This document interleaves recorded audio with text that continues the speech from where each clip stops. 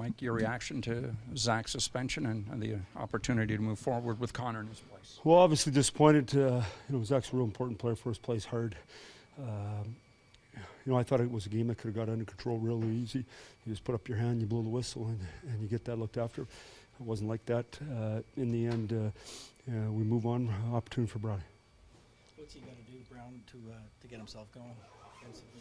Well, I think he is going. I think the opportunities we give him and who he's playing with is his job is to play against good people. His job is to be real solid defensively. His job is to penalty kill for us, and I actually think he's been good.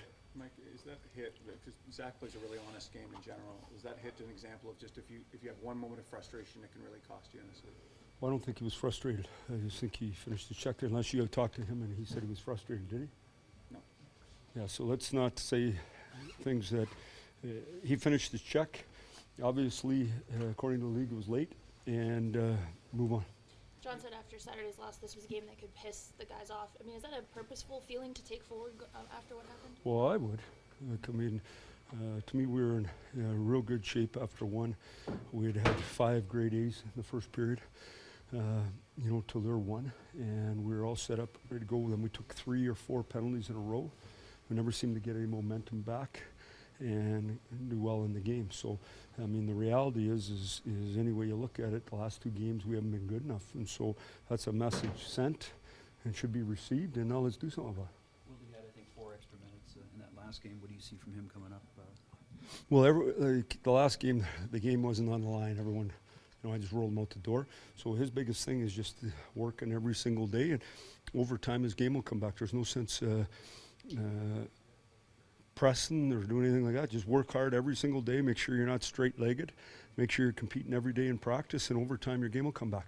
Big part of Zach's absence would be the hole on the penalty kill that represents. Well, yeah, I mean, but once again, opportunity for someone else. You're going to have injuries, and that's the way things are. This is just a brief injury for a guy. That's the way I look at it, and you get other people opportunities. So the other thing about Zach, he's a forechecker. He's a heavy guy. He's at the net. There's lots of things he does that don't suddenly, everyone talks when they're talking about his line, there's 2 guys on it. They forget the guy gets the puck back is at the net all the time. So, we're going to miss him. We don't have a ton of that in our game. And so that's the part of the game that we'll miss, maybe even more so than PK. Chance for Freddie on the PK then? Well, we'll see what happens there.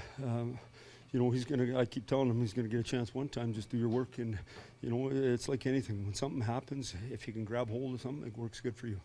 One of those guys that might get an opportunity maybe is Paralinto.